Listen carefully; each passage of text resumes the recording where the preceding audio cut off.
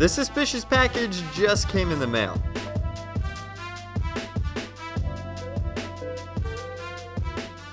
As you can see, it's covered in tape and is super heavy, which means it could either be the huge vehicle that we need for our fake clone army, or a bomb. I mean, I assume it's the vehicle, but unfortunately the only way to be certain is to open it up. So here goes nothing.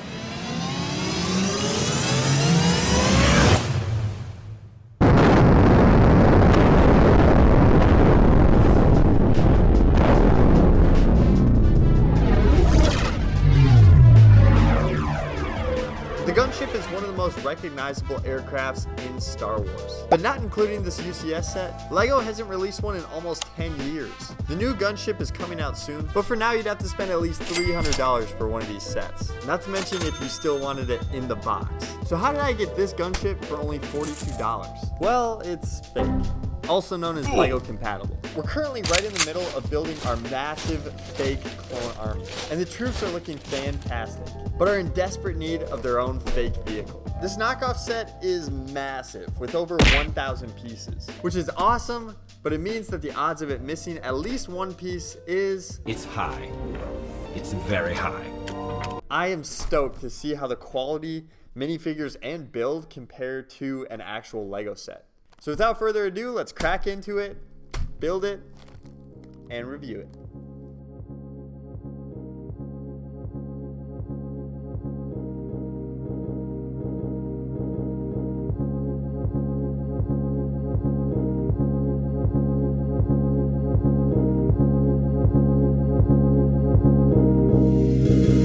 Ryan Little.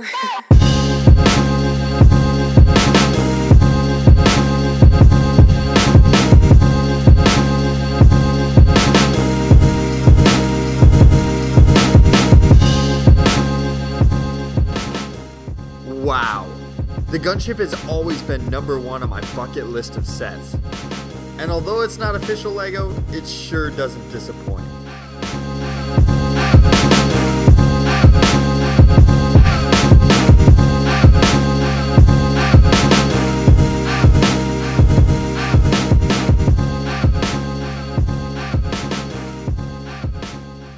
They got the shape exactly right. But what about the minifigures, build process, and the smaller details? Let's take a closer look. Well, for starters, this is a knockoff of the 2013 LEGO Gunship, signified by the bubble turrets on both sides. I don't have the official LEGO set, but from everything that I can tell, this is an exact piece-for-piece replica of the real thing. Honestly, I don't even know how companies are able to sell stuff like this.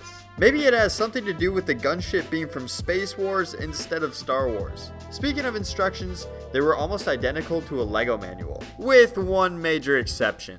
The pieces you place in each step are gray in the next step, and so on throughout the book. This actually made it easier in some spots when you were using white and green bricks, but also made it like a Where's Waldo book when you had to add in gray bricks. So instruction quality isn't great, but what about the actual set? If you were to put the official LEGO Gunship next to this fake one, I honestly don't think you'd be able to tell the difference, which is a really good thing. Upon closer inspection, you'll see that the brick molds are identical to LEGO, but of course missing that signature LEGO name on each stud. Yes, the brick molds are the same, but the piece connections were nowhere near LEGO quality. I found myself pushing with an exuberant amount of force to fit some of these pieces together. And once you do finally fit the brick on, good luck getting it off. LEGO bricks always have a snug yet easy connection, which my fingers really missed in the building of this ship. And speaking of bad piece quality, check this out.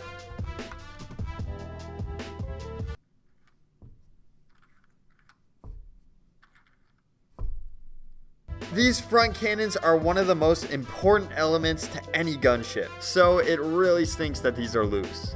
Aside from those flaws, I'm actually really happy with how this thing turned out. The doors and cockpits open like they should and will look great with figures inside. As a matter of fact, let's put some clones in right now.